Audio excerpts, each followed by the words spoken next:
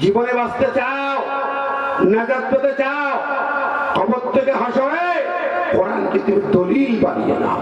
আল্লাহু আকবার। আল্লাহ বলছে ইয়া আইয়ুহান নাস ক্বাদ জাআকুম বুরহানুম মির রাব্বিকুম ওয়া আনজালনা ইলাইকুম নূরাম মুবিনা।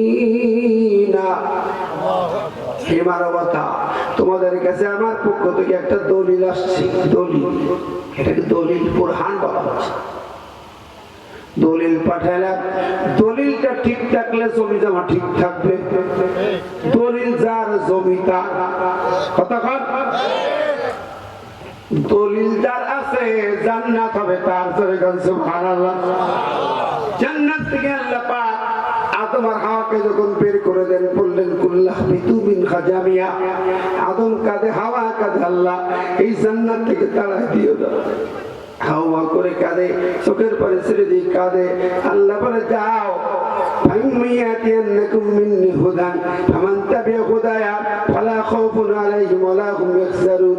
তোমাদের কাছে আমার পক্ষ থেকে আমার কালাম, আমার বাণী যাবে। এই কোরআন যারা ধরবে, ফামান তাবিআ হুদায়া, এই হিদায়াত নামা যারা ধরে থাকতে পারবে, আঁকড়ে ধরতে পারবে, তাদের কোনো ভয় নাই, টেনশন নাই, তারা জান্নাতে চলে যাবে। কোরআন সূরা বাকারা 38 নম্বর আয়াত। ও ভাইরা আমার, সেই কোরআন আপনি ধরতে পারলেন কিনা?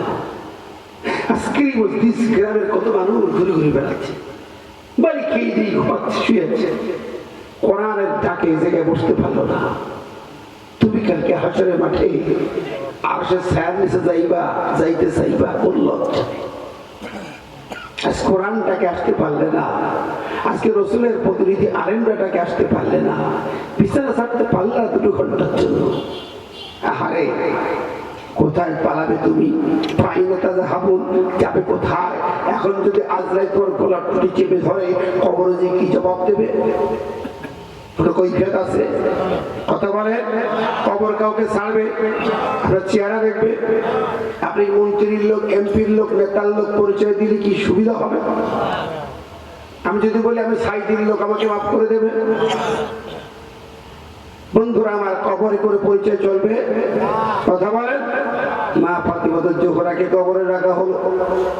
যখন কবরে রাখা হয়, হযরতে আবু যর গিফারী কবরে ধারে রাখার আগে কেঁদে কেঁদে ডাকতে, কবরটি, ওরে মাটির কবর, আজকে কাকে রাখি তুমি কি জানো? আজকে তোমার ভিতরে খাতুনে জান্নাতকে রাখতেছি। জান্নাতের নির্দেশ সত্তারিনী, তাকে কবর তোমার কাছে রাখি। বেয়াদবি যেন করো না, বেয়াদবি করো না। কবর কথা বলে না, আবার ডাক দিয়ে বলে মাটির কবর, আজকে তোমার ভিতরে রাখতেছি বিশ্ব নবীর কলিজার টুকরা দুলালী ফাতেমা, নবীজির দুলালী কন্যা ফাতেমাকে রাখি। খবরদার যেন বেয়াদবি করো না। কবর কথা বলে না, আবার ডাক দিয়ে মাটির কবর রে, আজকে তোমার ভিতরে আলীর বিবি শেরে করে আলীর বিবিকে রেখি। বেয়াদবি করো না। কবর কথা বলে না। এবার বলে ওরে মাটির কবর, জান্নাতের যুবকদের সর্দার হাসান হুসাইন, সেই 2 যুবকের জান্নাতের সর্দারের মাকে রাখি। কবর রে বেয়াদবি করিস না। কবর কি বললো? মাটির কবর জবান ছেড়ে বললো, আবু যর, আমি মাটি, আমি আল্লাহর গোলামি করি, আমি আল্লাহর গোলামি, আল্লাহর সৃষ্টি, আল্লাহর হুকুম ছাড়া মাটি চলে না। চলে? এই মাটিতে একই জায়গায় পানাবাড়ি, এখানে লাগালেন বেগুন, এখানে কপি, ওই জায়গায় মরিচ, ওই চলনবিলি রসুন, মাটিতে একই। সেই মাটিতে কোনোটা রসুন হয়, কোনোটা বেগুন হয়, কোনোটা আম হয়, ঠিক না ঠিক? এই মাটি একমাত্র খাঁটি আল্লাহর গোলামি করে, কারো হুকুম মানে না। মাটির কবরে বারে আবু যর, এই জায়গা কোনো পরিচয় দিয়ে লাভ হবে না। কার পরিচয় দিচ্ছ? আমি চিনি না, কোনো পরিচয় জানি না। আমি খাতুনে জান্নাত চিনি না, আমি হাসান হুসাইনের মা চিনি না, আমি আলীর বিবি চিনি না, আমি আখিরি জামানার পয়গম্বরের কন্যা, পরিচয় দিলেও লাভ হবে না। আল্লাহু আকবার। আমি আমি শুধু আমল চিনি। আমার কাছে কি নিয়ে আসছি, যদি তার দলিল দস্তাবেজ আমল আকলাক ঠিক থাকে, তাহলে আমি কবর জান্নাতের ভিতরে তোমাকে আলিঙ্গন করে নেব।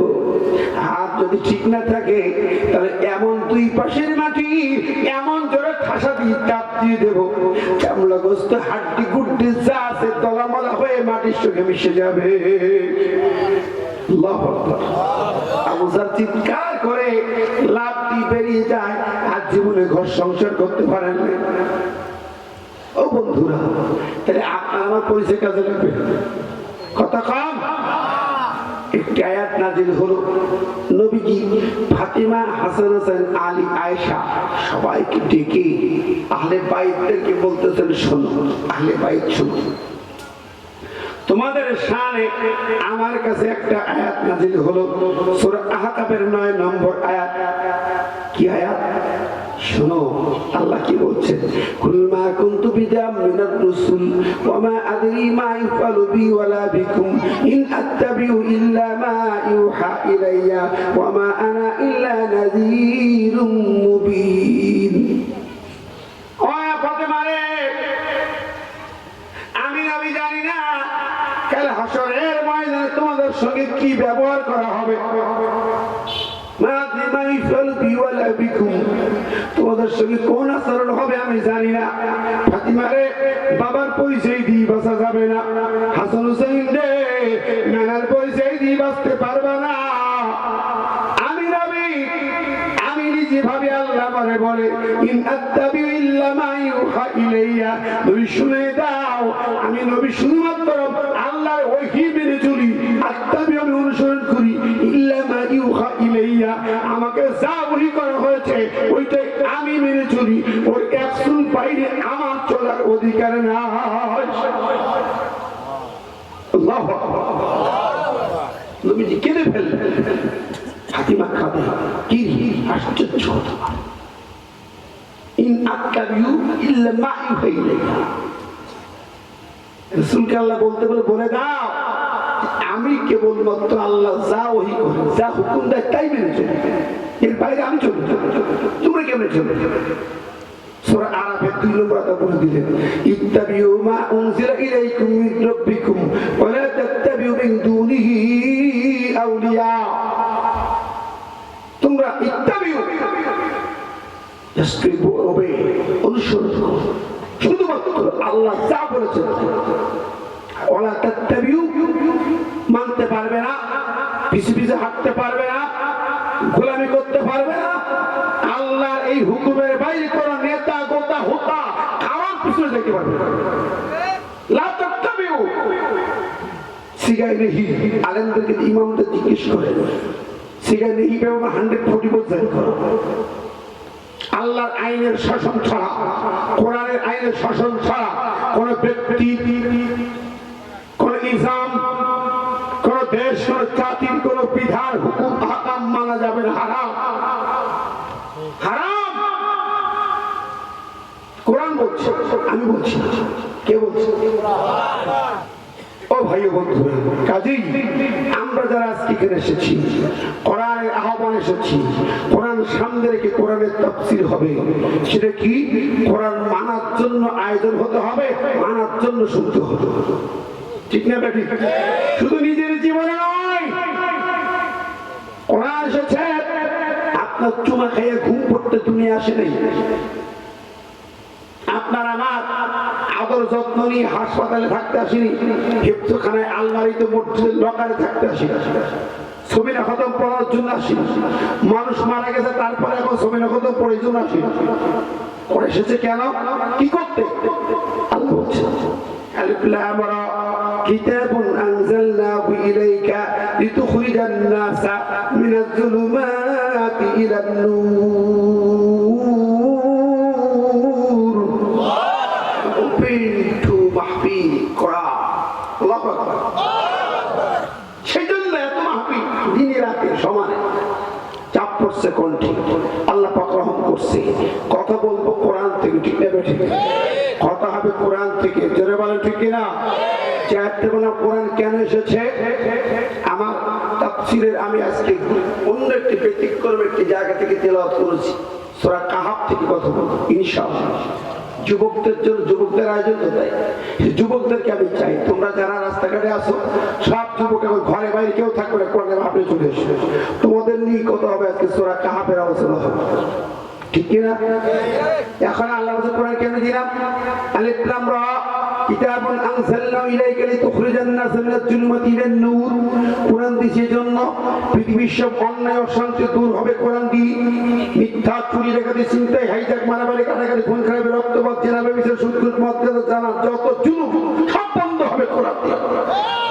কি দিয়ে বন্ধ হবে? ধরে বলেন, পৃথিবীর কোন আইন দিয়ে বন্ধ হয় না, বন্ধ হয়নি। 54 বছর ধরে দেশে কোনো অন্যায় অপকর্ম বন্ধ হয়নি, না আরো বেড়েছে। অতএব আল্লাহর কথা এটাই সত্য, কোরআন জারি হবে, মানুষের মুখে হাসি ফুটবে, অন্যায় অপকর্ম দূর হয়ে যাবে। অকুল জাল হক ওয়া জাহাকাল বাতিল, সত্য কোরআনকে প্রতিষ্ঠা করো, মিথ্যা অটোমেটিক দূরীভূত হয়ে যাবে, ঠিক না? ঠিক। আল্লাহ বলতেন সূরা 105 নম্বর আয়াতে, ইন্না আনজালনা ইলাইকাল কিতাবা বিল হক লিতাহকুমা বাইনান নাসি বিমা আরাকাল্লাহ। আমি কোরআন দিলাম লিতাহকুমা বাইনান নাস, মানুষের মাঝে বিচার আচার, সালিশ, কোর্ট কাছারি, সরকার, প্রশাসন, পার্লামেন্ট, গণভবন, বঙ্গভবন যা আছে সব চলবে কোরআন দিয়ে। এ কথাটা কার? আমার কথা নয়, আল্লাহর কথা। আপনি যদি বলেন হুজুর এগুলো তো রাজনীতির বিষয়টা, সেগুলো আমরা মানব না, তাহলে আপনি আল্লাহর বান্দা না, ঠিক না? ঠিক। আপনি ইমানদার কেমনে দাবি করেন? কোরআনের প্রতিটি কথা হৃদয়ে গেঁথে নিতে হবে। কোরআনের একটি কথা যদি অপছন্দ করেন আপনার ইমান থাকবে না, আপনি কাফের হয়ে যাবেন, একদম কাফের। দাড়ি, টুপি, জুব্বা, নামাজ, মসজিদ কাজে লাগবে। কোরআনের কোন কথাকে অস্বীকার, অমান্য করতে পারবে না। এই জমিনে আমরা বহুত দেখেছি ভাই, সব দেখা শেষ। এবার আসেন আমরা একটু করি কোরআনের বাংলাদেশ, ঠিক না? ঠিক। জোরে বলেন, কোন আপত্তি আছে? যারা আপত্তি করতো তারা চলে গেছে, যারা আপত্তি করছে তারা চলে গেছে।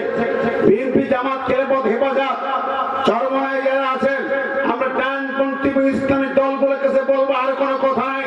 বহু দেখেছি, বহু রক্ত ধরেছে, হাজার হাজার রক্তের বিনিময়ে আবু সাইদ 4 বছরের বাচ্চার কপাল ফাটা রক্তের বিনিময়ে এই বাংলার স্বাধীনতা মুক্ত হলো। এই স্বাধীন মুক্ত সোনার বাংলায় আর কোনো আইন চলবে না, আর কোনো শাসন চলবে না, নেতার গোলামি হবে না, আমেরিকার গোলামি হবে না, ভারতের গোলামি হবে না, চীনের গোলামি হবে না, গোলামি হবে আল্লাহ। মোদি দিদি মিলে বিভিন্ন চক্রান্ত, এক প্রকার সাইফুল ইসলাম আলিফকে হত্যা করেছে ইসকন দিয়া, আবার টঙ্গী ইস্তেমার মাঠে, বিশ্ব ইস্তেমার মাঠে, তাবলিগের মাঠে শিকার রক্ত ঝরিয়ে 4 জনকে খুন করা হয়েছে, ঠিক না? ঠিক। ওদের সব খেলা নির্লক্ষা ধরা পড়ে গেছে। সচিবালয়ে আগুন লাগিয়ে নথিপত্র পুরানোর চেষ্টা করেছে, হাইজ্যাক করতে চেষ্টা করেছে, ঠিক না? ঠিক। কোন চক্রান্ত কাজে লাগবে না। মোদি দিদির তাক ভাঙা জবাব দেওয়ার জন্য বাংলার 17 কোটি জনগণ তৈরি হয়ে আছে, ঠিক না? ঠিক। 17 কোটি জনগণ তাক ভাঙা জবাব দেবে। বাংলার মাটিতে বাঁকা চোখে তাকানো চলবে না। পয়সা আলু পেঁয়াজ আমরা পেলাম নেব না, কথা এখন পয়সা যাচ্ছে, রাস্তা ঠেলিয়ে যাচ্ছে, ব্যবসায়ীরা মিছিল করছে। মোদি সাহেব এই আলু পেঁয়াজ মুখ পুচিয়ে গেল। ইন্ডিয়ান পার্লামেন্টের এমপি বলেছে, মোদি মিয়া তোমার দিদিকে তালাক দিয়ে পাঠিয়ে দাও।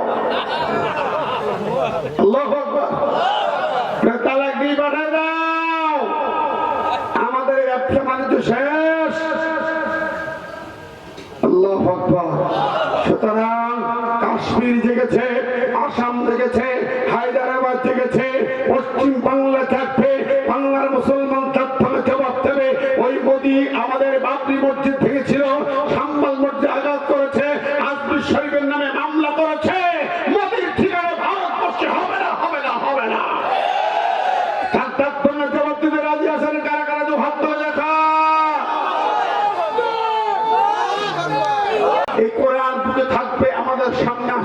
সাহস পাবে না, যেরকম পাবে তাহলে সে কোরআনকে বুকে ধারণ করতে হবে। এর জন্য আমরা আরেকটা আল্লাহর কাছে সাক্ষী রেখে দুটো হাতে একটু বন্ধ করে গেল সূরা কাহাফ প্রতি জুমার দিন তেলাওয়াত করতে হয়। জুমার দিন সূরা কাহাফ তেলাওয়াত করা করে মুসল্লি এখানে আছেন? আছেন? কালকে জুমার দিন সূরা কাহাফ তেলাওয়াত করতে হবে। মাশাআল্লাহ, ইসমাইল দর্জি 500 আল্লাহু আকবার, আল্লাহ কবুল করুন। আমার ইসমাইল ভাই ইমান আমাকে আল্লাহ কবুল করুন। যারা আছেন ভাই আমার, এই সূরা কাহাফ তেলাওয়াত প্রতি জুমায় অত্যন্ত গুরুত্বপূর্ণ। তেলাওয়াত করার চেষ্টা করবেন, এক জুমা থেকে আর এক জুমা তেলাওয়াত করবেন। মাঝখানে আল্লাহ পাক আপনার সমস্ত ছোটরা ছোটখাটো গোনাহ কাজগুলো মাফ করে দেবেন। সুবহানাল্লাহ। কাহাফ মানে হলো গুহা, কাহাফ মানে তাফসীর শুনো সূরাটা একটু জেনে বুঝে যাও। কাহাফ মানে গুহা। গুহা কি? আমাদের দেশে এদিকে পাহাড় নেই, বুঝবো না। আরো কষ্ট করে বোঝা যাবে, পাহাড়ের ভিতরে নিচে উপরে অনেক অনেক জায়গায় গুহা থাকে, গর্ত থাকে। এই গর্তগুলোকে গুহা বলে বাংলা। আরবিতে কোরআনের দুটো ভাষা আছে, একটা কাহাফ আর একটা গা। ইযহুমা ফিল গা, গারে সুর গারে হীরা বলে না, এই গার মানে গুহা, পর্বত গুহা। তো গার হচ্ছে ছোট গুহা আর কাহাফ হচ্ছে বড় গুহা। গারে হীরা নবীর কোরআন নেওয়ার সময় গারে হীরা ছিল। হাজিরা উমরা করতে যায়, এই গারে হীরা দেখে আসে, ওঠে না লোকজন, মাজায় ব্যথা, পায়ে ব্যথা, ঠ্যাঙে ব্যথা, মানে ভালো থাকতে তো যায় কম। যাই হোক, আমি উঠছি ছোট্ট গুহার ভিতরে ভিতরে গেছি, সিজদা দিয়েছি আল্লাহকে।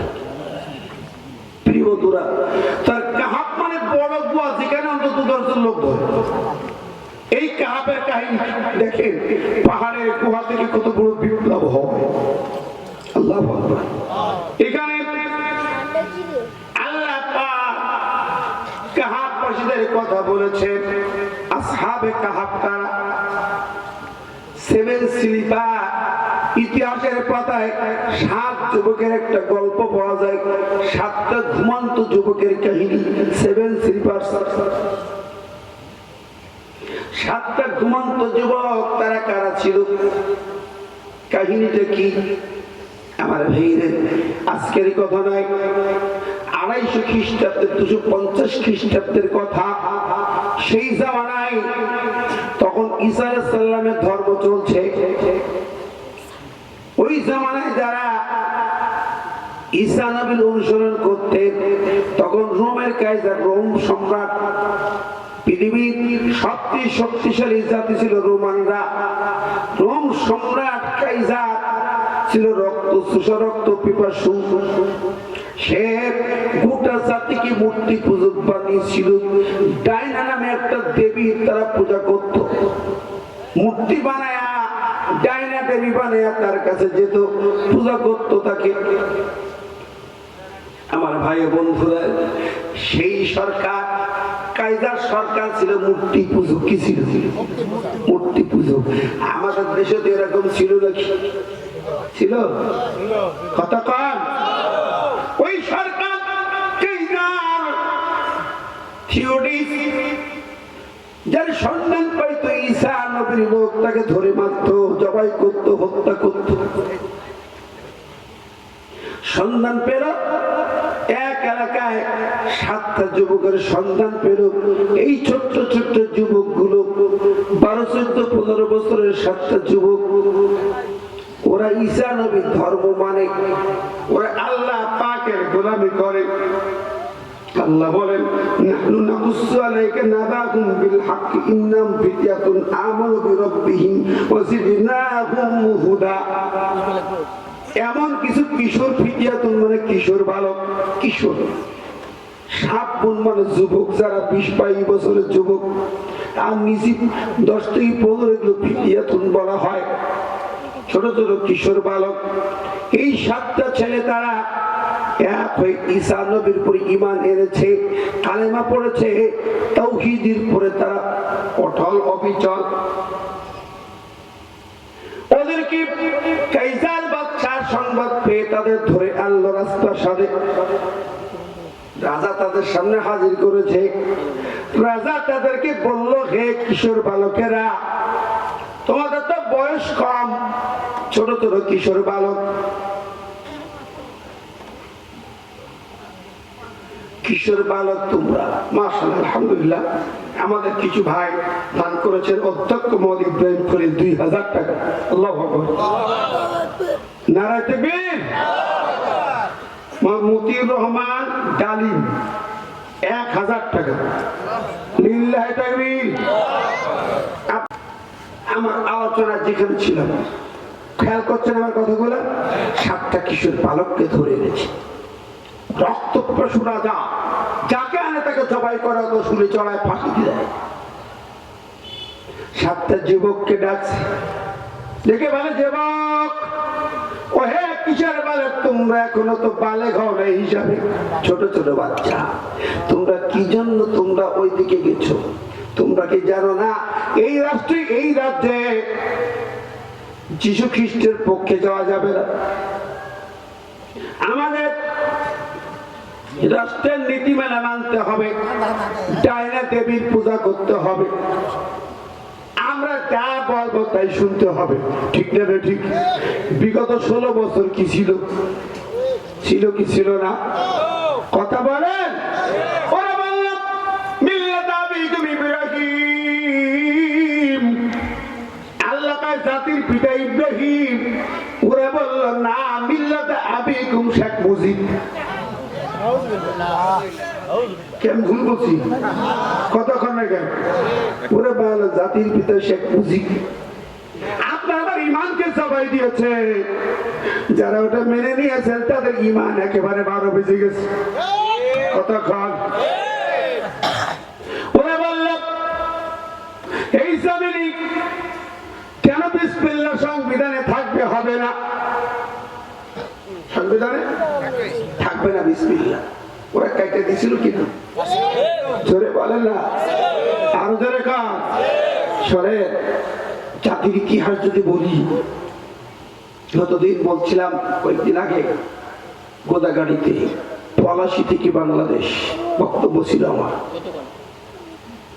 পলাশীর আমরাকান 1757 সালে নবাব সিরাজউদ্দৌলার পতন হলো ব্রিটিশদের হাতে, ঠিক না ঠিক? মিথ্যা পরে বিশ্বের ঘাতকতায় ব্রিটিশ সৈন্যদের হাতে পরাজয় ঘটে, সেই সূত্র চলে গেল। এই ভূখণ্ডে তার আগে কোরআনের শাসন ছিল, আইন আদালত রাষ্ট্র সরকার সব চলতো কোরআন। নবাব সিরাজউদ্দৌলা চলে গেল, বন্ধ হলো, ব্রিটিশ শাসন জারি হলো, চলতে থাকলো নির্যাতন। 1831 সাল বালাকোটে সাইদ আহমদ বেল্লভীর নেতৃত্বে ওরা বলল আমরা ব্রিটিশ শাসন মানি না, এই জমিনে আল্লাহ শাসন চলে, আল্লাহ কোরআন সুন্নাহর বাইরে কোনো শাসনতন্ত্র মানি না। ব্রিটিশরা যুদ্ধে নেমে পড়ল, বেল্লভী তার বাহিনী নিয়ে মোকাবেলা করলো, বেল্লভীর নেতৃত্বে হাজার হাজার শহীদ হলো। বন্ধুরা আমার, ব্রিটিশদের বিরুদ্ধে আন্দোলন এক প্রকার থেমে গেল। 1857 সালে ইমদাদুল্লাহ মুহাজির মক্কি রাহিমাহুল্লাহ তার নেতৃত্বে দেওবন্দের আলেম ওলামারা এক জায়গায় দাঁড়ালো, কাসেম নানতুবি সহ সবাই দাঁড়িয়ে গেল। আবার যুদ্ধ হলো, সেনাপতি সহ হাজার মুজাহিদ শহীদ হলো। গোটা ব্রিটিশরা, গোটা ভারত এক নামে চলাতে লাগলো, ব্রিটিশ লয় চলতে লাগলো, নির্যাতন স্টিমুল চলতে লাগলো, হাজার হাজার প্রাণ চলে যেতে লাগলো। 47 এসে 69,000 মানুষের জীবনহানি হলো ব্রিটিশ বিরোধী আন্দোলন। সেখানে 67,000 মুসলমান।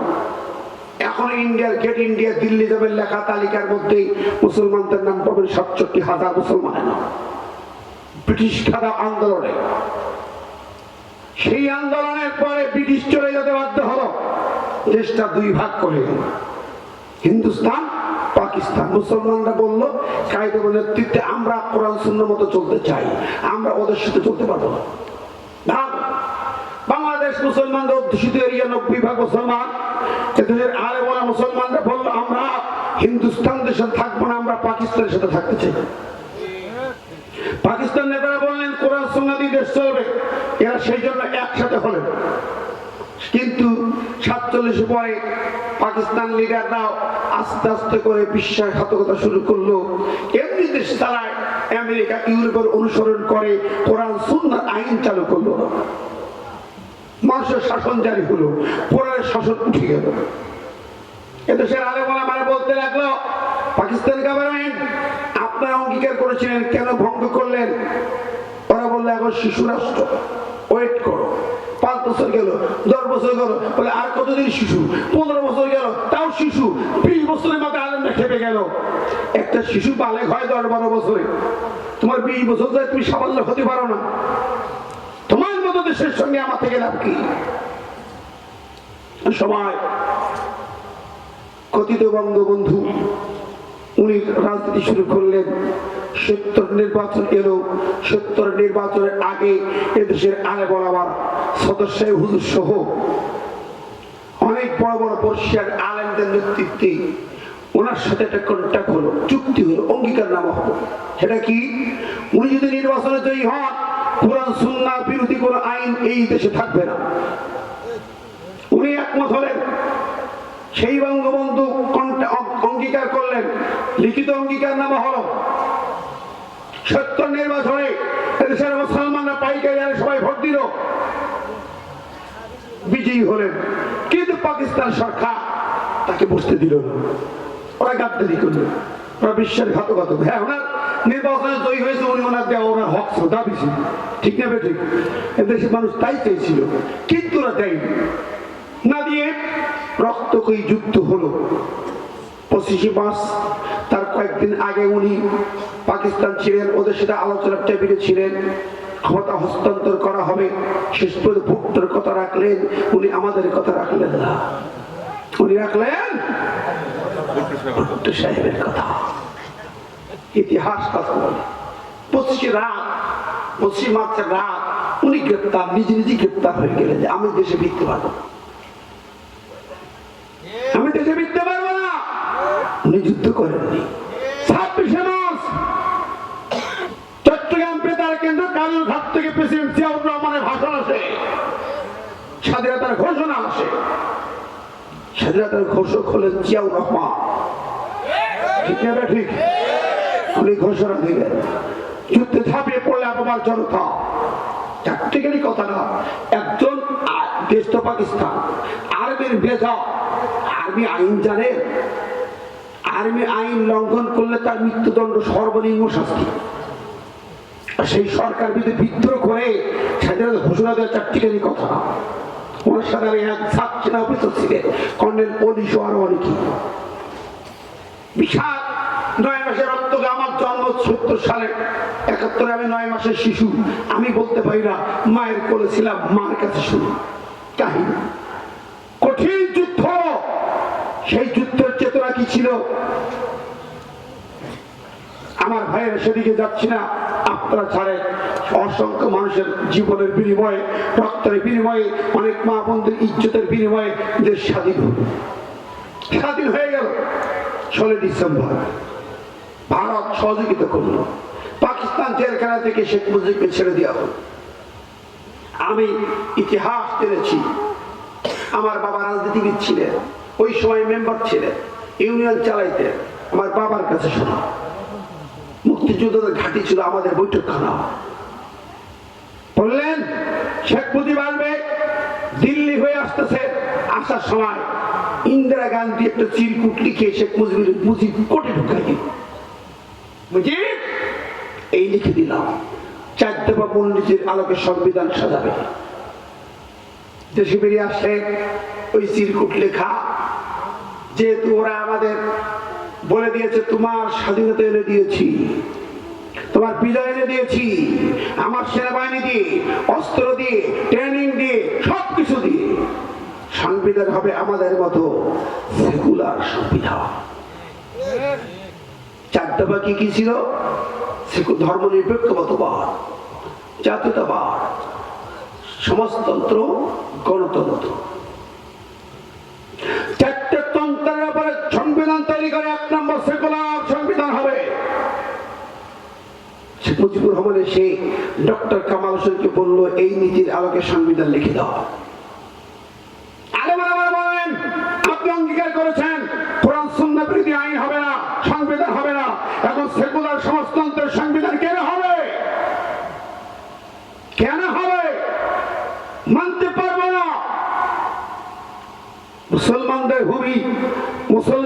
রক্ত দিয়েছে, মুসলমানদের জমিন আমাদের সঙ্গে অঙ্গীকার ছিল কোরআন সুন্নাহ বিরোধী আইন হবে না, সংবিধান হবে না।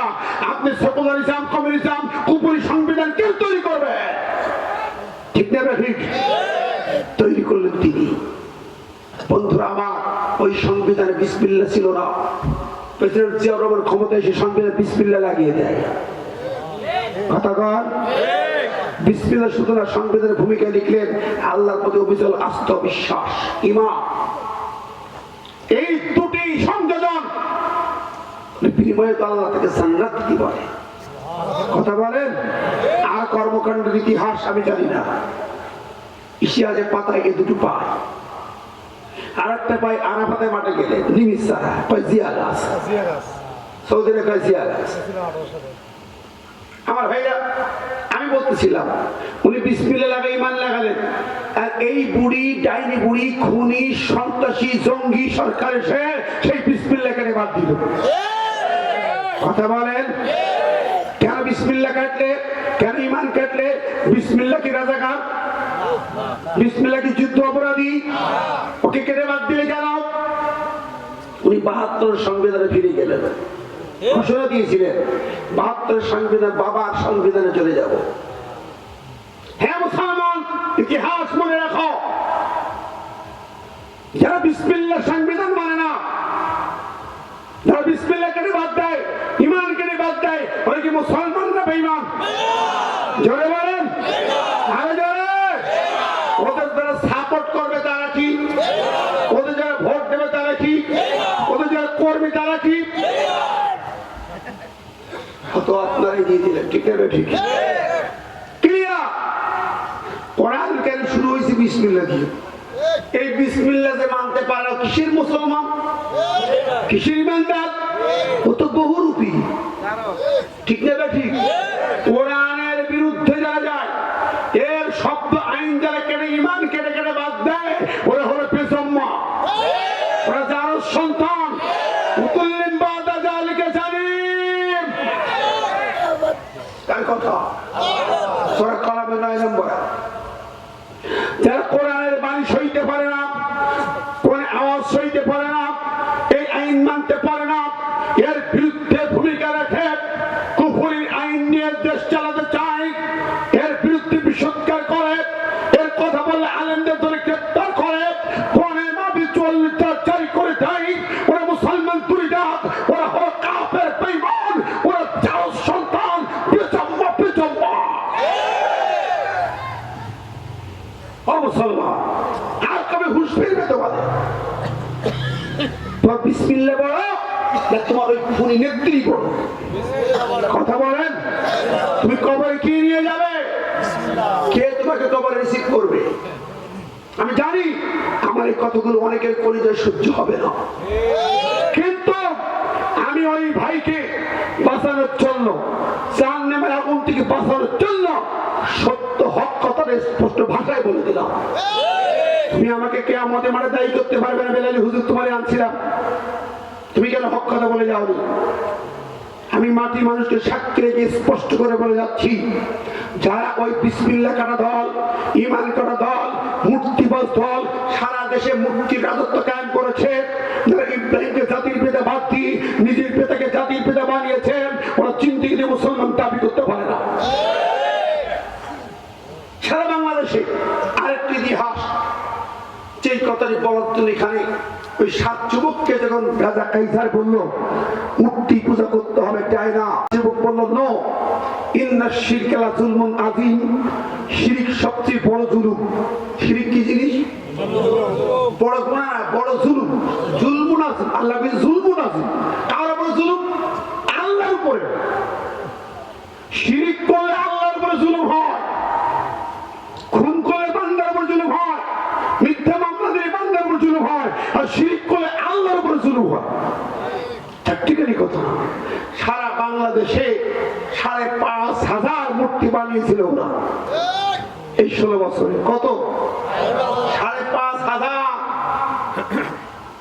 আমার ভাইরা, মূর্তি যে বানায় সে মুশরিক, যে চাঁদা দেয় সেও মুশরিক, যে সাপোর্ট করে সেও মুশরিক। এখন বলেন এই জমিনে যারা মূর্তির রাজত্ব কায়েম করেছে, বিসমিল্লাহ কেটে দিয়া, ঈমান কেটে দিয়া, আলেমদেরকে জেলখানায় ঢুকায়া, আলেমদেরকে ফাঁসির মঞ্চে নিয়া, নিচে না ফাঁসির মঞ্চে, মতিউর রহমান নিজামকে ফাঁসির মঞ্চে নেই নাই, বিএনপিরও গেছে, জামাতের তো বিএনপির সালাদ রেখা চৌধুরী ছিল বিএনপি নেতা, তাকেও ফাঁসি দিয়েছে। শুধু রাজাকার ছিল না, তাকে ফাঁসি দিল কেন? সেটি ৭১ সালে লন্ডনে ছিল, ৭৪ সালে দেশ বিচ্ছে বাইরে রেখে বড় করতে, কিসের টাকা? তাকে ফাঁসি দিল কেন জানেন? উনি কোর্টে বলেছিলেন, হে শেখের বেটি, তোর বিয়ে করি নাই তাই তুই আমার ফাঁসাইয়া দিবি। কে প্রেমের চিঠি দিছিল? জবাব দেয় নাই। প্রেমের চিঠি না, তারপরে প্রস্তাব ছিল, সরানো প্রেমের চিঠি ছিল, পরে তার গার্জিয়ান থেকে বিয়ের প্রস্তাব ছিল। কথা কত নোংরা, চিন্তা করতে পারেন, কত নোংরা, কত অসভ্য ছিল ওরা। সেই রাত ছেড়ে ফাঁসি দিয়েছে। করেনি, মক্কায় গেছে কালো পট্টে বেঁধে, ওরে বাবারে পীরগুড়ি এসেছে। কলকাতায় গেছে তিলক পেখি। আমার আমেরিকায়, আরে আমেরিকায় কি করছে? খ্রিস্টান মাইয়ার ছেলের সাথে বিয়ে দিছে। ঠিক না ঠিক? আমি মাঝে মাঝে এক কলি গাই, তোমরা গুসা না হো ভাই রে ভাই, কইতে গেলে লজ্জায় বইরা যা। ও তোমরা গুসা না হো ভাই রে ভাই, কইতে গেলে লজ্জায় বইরা যা। মক্কাতে যাইতে বুবু কালো পট্টি দিয়া, আবার কলকাতাতে যাইতো দিদি তিলক মাথায় দিয়া, রে তিলক মাথায় দিয়া। আবার আমেরিকাতে সিসি, আমেরিকাতে ওই খ্রিস্টান কন্যাকে বুবু, ওই খ্রিস্টান কন্যাকে বুবু বউ মাহাবা নাইয়া লয়, কইতে গেলে লজ্জায় বইরা যায়। বল কোন রূপী, কই রূপ দেখবে? আরো রূপ যদি দেখতে চান, জুলাই গণঅভ্যুত্থান বিপ্লবের মাঝে যদি যান, তার আসল চরিত্র ফুটে ওঠে। সে যে রক্ত চুষা, সে যে খুনি, কত বড় খুনি ভাইরা আমার, কল্পনা করা যায় না রে ভাই। আবু সাইদের বুকটা গুলি দিয়ে সাজদা করে দেয়া হলো, আবার আবু সাইদের পরিবারকে ডেকে রে বুকে জড়াই ধরে কাঁদতেছে, ফুপাই ফুপাই কান্দে, নাকে কান্দে। কতক্ষণ ভুল বলছি নাকি ভাই? কত বড় খুলি, নিজে খুন করে আবার কান্দে, দেখায় কত দরুদি। হাজার হাজার ছাত্র গুলা, মাসুম বাচ্চাগুলোর বুকে গুলি চালাইলো। 4 বছরের বাচ্চার কপালে গুলি কেন? হেলিকপ্টার দিয়ে গুলি কেন? আমরা ৭১ যুদ্ধ দেখিনি, ২৪ সালে তোমার খুন রক্তারা হাতারি দেখেছি।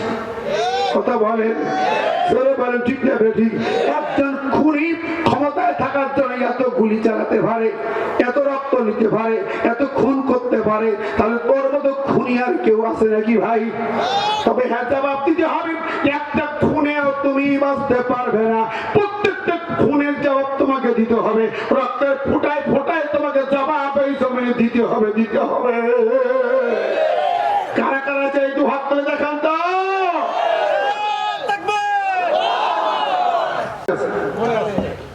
রোমান কাইজার রক্ত চুষা, ও যেমন খুন ছাড়া বোঝে না, এই বুড়িটা খুন ছাড়া বুঝতো না। মোল্লা মৌলবী দেখতো না, 3 জন মৌলবী রাস্তায় এক জায়গায় হওয়ার সুযোগ ছিল না। এই রাজশাহী শহরে 5 জন হুজুর সায়েন্স রেস্টুরেন্টে একটু খাইতে বসছে একে অপরে, সেখানে কে নাকি হ্যালো করছে, পুলিশ হাজির, হ্যান্ডকাপ পরে দিয়ে নিয়ে চলে গেল। বিয়ে দেবে, তাও হুজুরদের দাওয়াত করার লাইন ছিল না, অনুষ্ঠান করতে পারি নাই।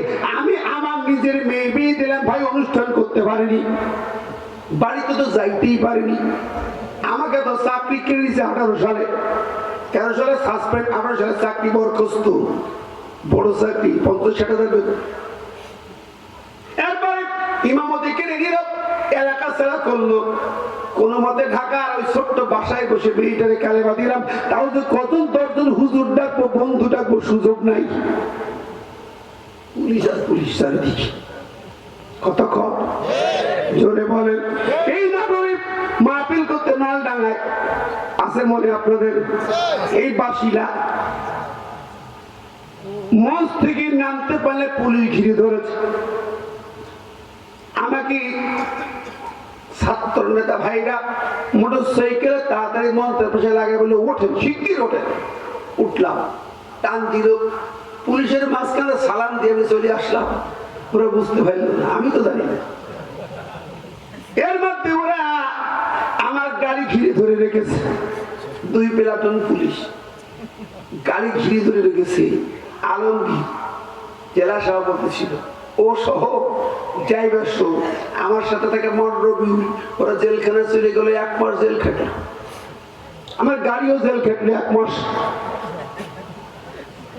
গাড়িও অপরাধী ভাই। কোরআনের হুজুর আনলি কেন তুই গাড়ি? হ্যাঁ, এই নাটক আপনাদের নাটক, আপনারা না।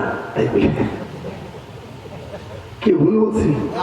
প্র্যাকটিক্যাল বন্ধুরা, সারা দেশটা এইভাবে মামলা হামলা জেলখানা বানাইছে, সব জেলখানা। বন্ধুরা, রক্ত পিপাসু খুনি ওর পিএস ছিল মতিউর রহমান রেন্টুর, লেখা একটা বই পড়বেন, প্রিন্সিপাল সাহেব জ্ঞানী গণির আছেন, পড়বেন। বইটার নাম আমার ফাঁসি চাই। 16 বছর ব্যান করা ছিল, এখন আবার বইটা পাবলিকলি বের হচ্ছে।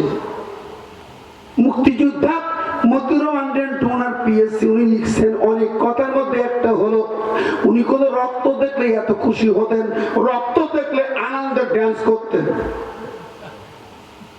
খুনি বুড়ি রক্ত দেখলে আনন্দে ড্যান্স করতেন, ড্যান্স করতে কাপড় খুলে দেয়, তা আপত্তি, ড্যান্স আনন্দ। এত রক্ত চোষা হয় না, রক্ত চোষা ঠিক না বেঠি? জোরে বলেন। সেই দিন 5ই আগস্ট গণভবনের দিন, সেদিন কি করেছি? সেনাপ্রধান বলতে গুলি চালা, কেমনে চালা? শাহবাগ থেকে, উত্তর থেকে, মিরপুর থেকে, মোহাম্মদপুর যাত্রাবাড়িতে রওনা দিয়েছে লক্ষ লক্ষ ছাত্র জনতা, কোটি হয়ে যাবে। কত গুলি চালা? 45 মিনিট লাগবে আসতে, গোয়েন্দা রিপোর্ট। টিভি অন করে দিলাম, দেখেন। তখন কি করেছিল জানেন? হাত দিয়ে সেনাপ্রধানের গলা চিপে ধরতে গেছে। এই তোরে না আমি প্রধান বানিয়েছি, গুলি চালা। বলেন কি? লক্ষ লক্ষ গুলি ফুরে যাবে, লাশ হয়ে যাবে।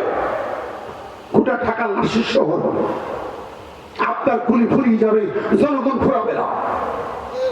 সুবহানাল্লাহ, ধন্যবাদ সেনাপ্রধান। বললো কোনো কথা নাই, 45 মিনিট টাইম দেন, এরপরে আর নাই, যা হবে হবে, জনগণ বুঝে নেবে। আমি ভাই নাই বললো একটা ভাষণ রেকর্ড করবো, চলবে না। 45 মিনিট, 2 মিনিট 5 মিনিট টাইম পেলে আমার ধরে না। আমি ছিলাম গৌরব ভবনে গেছি, ধরা মাত্র 5 মিনিট। আল্লাহু আকবার।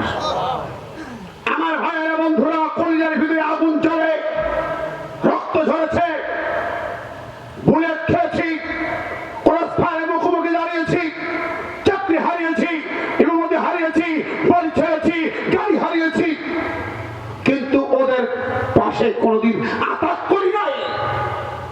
আমার কণ্ঠের এই বক্তব্য কোনোদিন নরম হয় নাই। কথা বলেন হাজির। অনেক রক্তের বিনিময় বিদায় করে গেল। সে বলছিলাম শেষ মুহূর্তে হাত লক্ষ লক্ষ মানুষের বুকে গুলি চালাতে চায়, ও কি মানুষটা চাওয়া? চলে বলেন আরো যাবে, ওদের সাপোর্ট করলে সেও চাওয়া। এত বড় রক্ত চুষাকে সাপোর্ট করে কোন মানুষের বাচ্চা করতে পারবে না। ভাই বন্ধুরা, আমার কথা রাগ করছে, সত্য কথা বলো লোক। ঠিক আছে, আমার আল্লাহ পাক বলেছেন ইন্না শাররাদ দাওয়াব ইনদাল্লাহ আসুমুল বুকমুল লাযিনা লা ইয়াকুলুন। সূরা আনফাল 22 নম্বর আয়াত। বলছে আল্লাহর কাছে শাররাদ দাওয়াব, নিকৃষ্ট হিংস্র জন্তু, জানো ওরাই যাদের বিবেক নেই, দেখো দেখে না, বাস্তব দেখো শেখে না, বিবেচনা করে না, এর নিকৃষ্ট জন্তু জানো। কেউ কে? আমার আল্লাহ কয় উলাইকা কাল আনআম বাল হুম আদাল, চতুষ্প জানোয়ার আরো নিকৃষ্ট।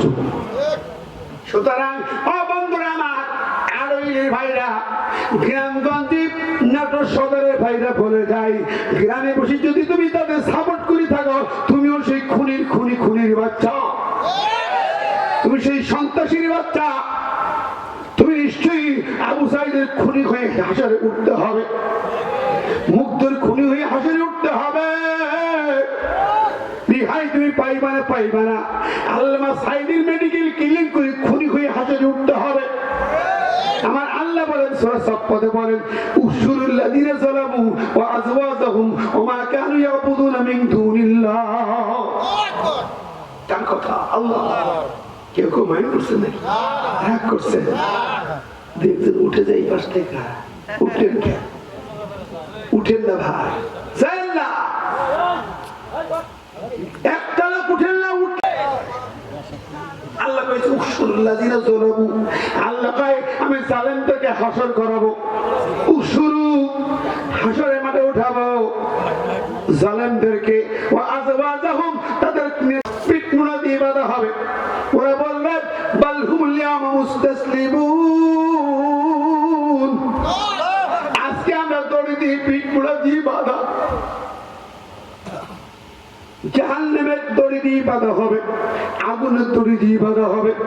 শুধু জালেম নেতারা উঠবে না, ওই দড়িতে কর্মী ফুটা রাতের আধারে ভোট দেন না দেন সাপোর্ট করেছেন, ঠিক নেবে ঠিক, আপনি উঠবেন ওই দড়ি দিয়ে বাঁধা হয়ে।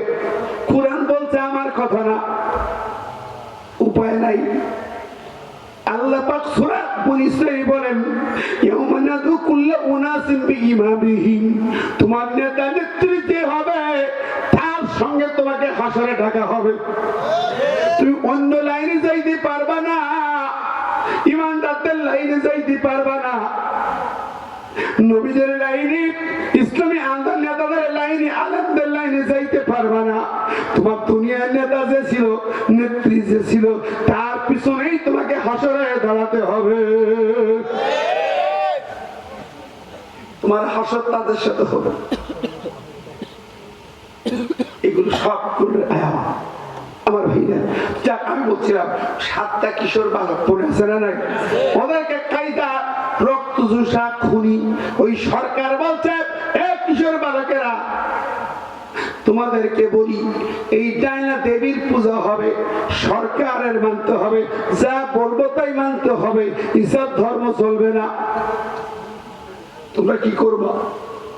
তোমাদের জন্য এখন আমি মানতে পারি, আমার এই রাজপ্রাসাদে যাকে আনা হয় প্রশ্ন করা হয় না, বিনা প্রশ্নে জবাই করা হয়, সুযোগ দেওয়া হয় না, বিনা সুযোগে ফাঁসি দেওয়া হয়। কিন্তু তোমরা ছোট্ট ছোট্ট বাচ্চা, তোমাদের জন্য একটা সুযোগ আমি রাধা দিলাম। তোমাদের কোমল মধ্যে ছোট্ট প্রাণ হয়তো না বুঝি তোমরা করতেছো, এই জন্য সুযোগ দিলাম। কি করবা? 3 দিন সময় দিলাম, তোমরা কি পূজা করতে রাজি আছো না নাই? ওরা কি বলছে জানেন? আল্লাহ কয় ওয়ারাবাতনা আলা কুলুবিহিম ইয কামু ফাকালু রাব্বুনা রাব্বুস সামাওয়াতি ওয়াল আরদ নাদউ লান নাদউ মিন দুনিহি ইলাহা। না না, কুশিন কালাম না, আল্লাহ ছাড়া ইলাহ মানবো না, আল্লাহ ছাড়া আইন দাদা মানবো না, আল্লাহ ছাড়া শাসনতন্ত্রের কারণ মানবো না। আল্লাহু আকবার, মানবো না। আমাদের রব, রব্বুনা রব্বুস সামাওয়াতি ওয়াল আরদ, আসমান জমিনের মালিক যিনি, তিনি আমাদের রব, তিনি আমাদের সব, তিনি ইলাহ। তার আইন, তার গোলামি ছাড়া এই জমিনে কোনো মানুষের গোলামি হবে না। সাচ্চু স্পষ্ট বলে দিব। এখন এরপর সরকার বলল, তোরা ছোট ছোট বাচ্চা, তাই তোদের 3 দিন সময় দিলাম, ভেবে চিনতে দেয়। যদি মানিস তাহলে বাচ্চা গেলি, না মানলে সবাই কঠিন মুখোমুখি। আল্লাহ নবী বলে যুগে যুগে শুধু এরকম আসবে। ওরা বলেন আর কিতাব সুন্নাল্লাহ ইফতারি খান ফালাতু ফারিকুল কিতাবা, এই কোরআন পন্থীরা আলাদা হবে আর রাজ্যতন্ত্রীরা আলাদা হবে। যদি নাকি তোমরা ফাইন আতা তুমি দিল্লুকুম মানে আসাইতুম কাদলুকুম, যারা ওই সরকারকে মানবে সেগুলোর সরকার কুফর সরকারকে মানবে, তাদের ঈমান ধ্বংস হয়ে পথভ্রষ্ট হয়ে যাবে। আর যারা মানবে না তাদেরকে হত্যা করা হবে। রাসূলুল্লাহ বলে গেছেন যুগে যুগে এটা ঘটবে। বন্ধুরা ছিল কি ছিল না? আমরা চোখে দেখেছি, ঠিক কিনা? ওদেরকে মেনে সাপোর্ট করলে ওকে, আর সাপোর্ট না করলে ফাঁসির মঞ্চে অথবা ক্রস ফায়ারে অথবা জেলখানায়, জমিনের উপরে থাকার সুযোগ নাই, হয় কবরে না জেলখানায়, নইলে ফাঁসির মঞ্চে যেতে হবে। হক কথা তিনি বলবেন, তিনটি জায়গা ছিল, হয় কবরে না জেলখানায়, নইলে ফাঁসি ক্রস ফায়ার। ঠিক কিনা কথা?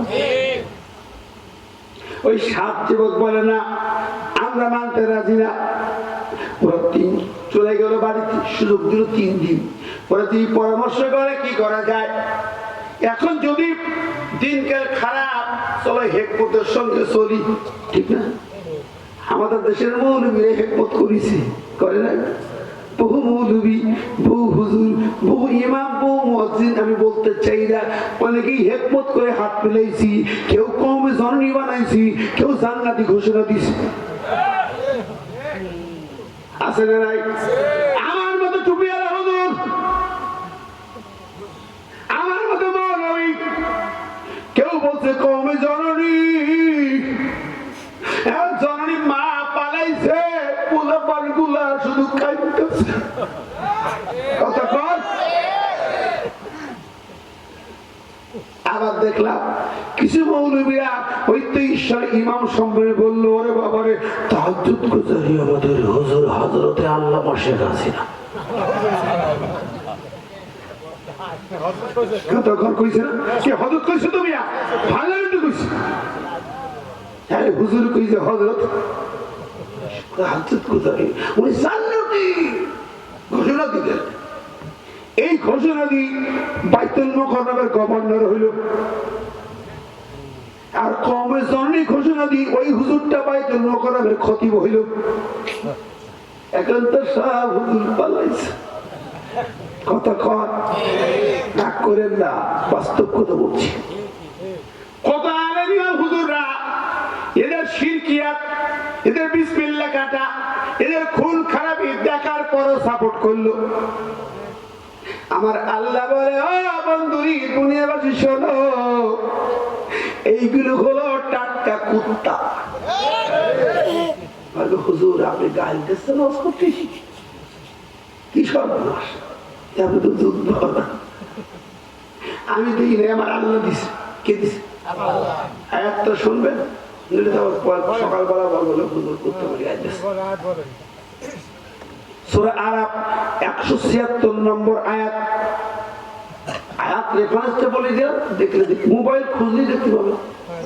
মোবাইলে আছে না? নাই। এরা শুধু এরকম না আসে, এরাও টেলিফোন। কি কথা কয়? আল্লাহ বলেন, ওয়ালাউ শি'না লারাফা'নাহু বিহা ওয়ালাকিন্নাহু আখলাদা ইলাল আরদ ওয়াত্তাবা'a হাওয়াহু ফামাসালুহু কামাসালিল কালব। আয়াত মুসার জামানায় একটা হুজুর ছিল, বালাম ইবনে পাওয়া, পৃথিবীর সেরা আলেম। যুগ যুগ ধরে এত বড় আলেমের হিসাব পাওয়া যায় না। তিনি মুস্তাজাবুদ দাওয়া, নবী ছাড়া একজন আলেম হাত তুলে দোয়া করলে কবুল হয়ে যাবে। হাত তুলে দোয়া করলে কবুল। নেতা যদি জুলুম করে তার বিচার কেমন হয়? প্রশ্ন করছে একজন। হ্যাঁ, জুলুমের বিচার হবে লানাহুমুল্লাহু ফিদ দুনিয়া ওয়াল আখিরাহ। আল্লাহ কয় দুনিয়ায় লানত, আখিরাতে আযাব। আল্লাহ কয় লানুহলিকান্নাজ জালিমিন, আমি আল্লাহ জালেমদের ধ্বংস করবই করব। কোরআন থেকে বলছেন। আল্লাহ কয় আল্লাহু লা ইয়াহদিল কওমাজ জালিমিন, জালেমরা হিদায়াত পাবে না, পাবে না। এটা হলো আল্লাহর বিচার। হকের আলোচনা হারাম আলোচনা বুঝছি হক কেউ ফাঁকে দিয়ে না 1 ইঞ্চি হক ফাঁকে দিয়ে না পুলিশ জমি দখল করে খাবেন না বাপ মারা গেলে পুলিশ ভাগ দিয়ে দেবেন কিন্তু জাহান্নামে যাবেন আধা বাটা খাবেন 5 কাটা 10 কাটা 1 বিঘে জমির জন্য নিশ্চিত জাহান্নাম একেবারে নিশ্চিত ডাইরেক্ট অ্যাকশন হজ 7 বছর 70 বার কোনো লাভ নেই মেয়ের ফাঁকি দিয়ে বাবা ছেলের নামে জমি লিখিতে গেছে হজে হ্যাঁ তাহলে হজ করতে কইছে কে ডায় আল্লাহ মাফ করুন হক ফাঁকি দেবেন না মা বোনরা বলি খবরদার স্বামীর হক আদায় করবেন সন্তানের হক আদায় করবেন পরিবারের হক আদায় করবেন শাশুড়ির সেবা করবেন শাশুড়ির সাথে বেয়াদবি করবেন না আপনি শাশুড়ির সেবা করবেন এককালে আপনি শাশুড়ি হবেন তখন সেবা পাবেন ঠিক আছে ঠিক পর্দা মানবেন স্বামীর আনুগত্য করবেন সন্তানটাকে নেককার মধ্যে মুজাহিদ বানাবেন আল্লাহ কবুল করবে আমি এরপরে আমাদের ইসমাইল হোসেন রিয়াজি ভাই মৌলানা উনি 2000 টাকা নগদে মাহফিলে দিয়েছেন আল্লাহু আকবার জোরে আল্লাহু আকবার আসুন আমরা এখন আল্লাহ পরবর্তী রাজা এসে ওই জায়গায় বিশাল মসজিদ তৈরি করে আমরা তো মূর্তি বানাই আমাদের লোক পড়ে গেছে বানাও মূর্তি স্মৃতি 7 যুবকের ছবি বানাইতাম রাজা বানাইলো মসজিদ সুবহানাল্লাহ আসুন আমরা জমিনটাকে আল্লাহ ইবাদতের জন্য তৈরি করি আমাদেরকে মরতে হবে কবরে যেতে হবে উলুহিয়াতের সাথে রুবুবিয়তের সাথে আল্লাহর সার্বভৌম ক্ষমতার সাথে কোন রকম পার্টনারশিপ বসানো যাবে না ওয়ালাম ইয়াকুন শারিকুন ফিল মুলক সূরা ফুরকান 2 নম্বর আয়াত আল্লাহর সার্বভৌমত্বে কোনো অংশীদার নাই কোন অংশীদার না